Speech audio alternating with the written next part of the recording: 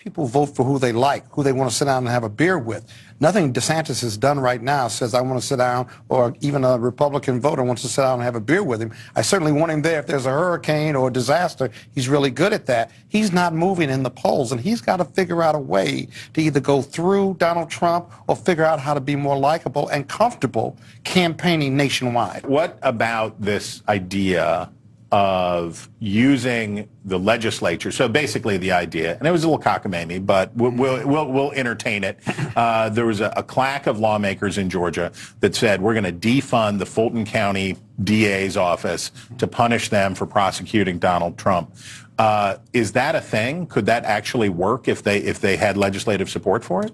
Well, it could work if they had legislative support for it, but Governor Kemp just put the whammy on that. The kibosh, that's right. Kibosh on that. And it's short-sighted. It's like the same sugar high Trump is experiencing. You shut down that office. You shut down the criminal justice system. And how can you say you're a member of the GOP if you're not for law and order? So you hurt a lot of people. But the one thing about Kemp and Youngkin that distinguishes them, they both won. They're both very popular governors, and they won without Donald Trump's help.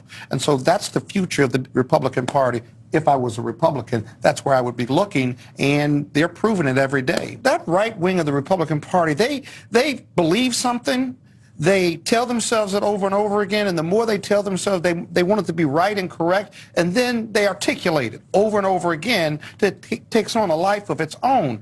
Until the extreme right and the extreme left, for that matter, get to the center and get reality. The whole impeachment thing of Biden is based on what they think, not concrete evidence. Where's the high crime and misdemeanor because you just simply disagree with our policies?